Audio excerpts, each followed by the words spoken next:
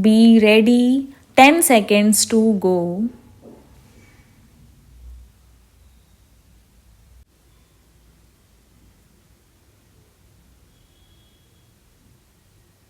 Start. The annual budget is also an opportunity for the government to outline its priorities for the year to come. The priority of our government is clearly to provide additional resources for vulnerable sections, rural areas, and social and physical infrastructure creation.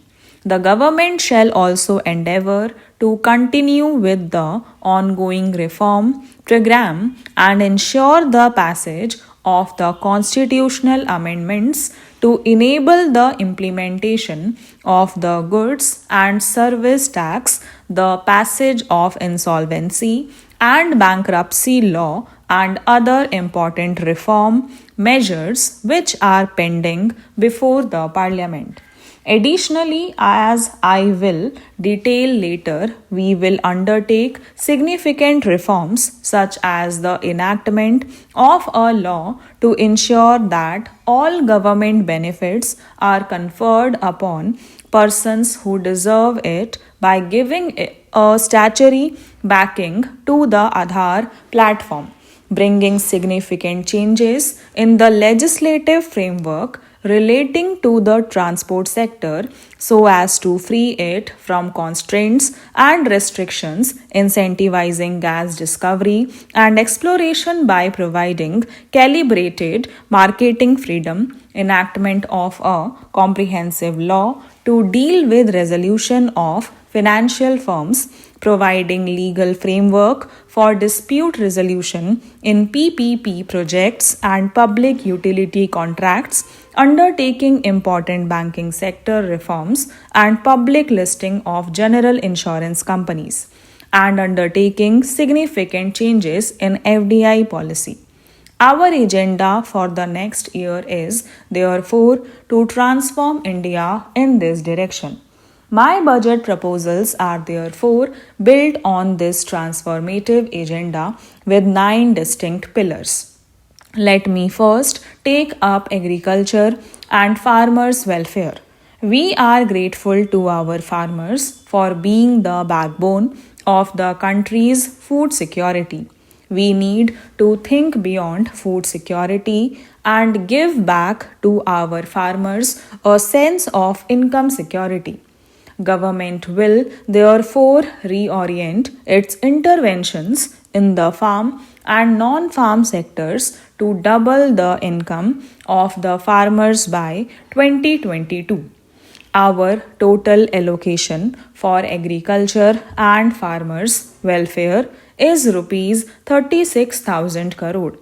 We need to address issues of optimal utilization of our water resources, create new infrastructure for irrigation, conserve soil fertility with balanced use of fertilizer, and provide value addition and connectivity from farm to markets. Irrigation is a critical input for increasing agriculture production and productivity. Out of 141 million hectares of net cultivated area in the country, only 46% is covered with irrigation. The Pradhan Mantri Krishi Sinchai Yojana has been strengthened and will be implemented in mission mode. 28 lakh hectares will be brought under irrigation under this scheme. Implementation of 89 irrigation projects under AIBP, which have been languishing, will be fast tracked.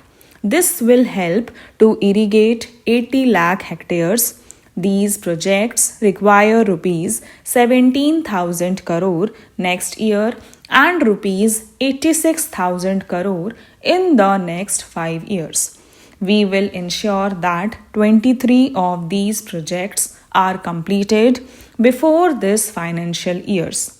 a dedicated long-term irrigation fund will be created in NABARD with an initial corpus of about rupees 20,000 crore. To achieve all these, a total provision of rupees 12,000 crore has been made through budgetary support and market borrowings.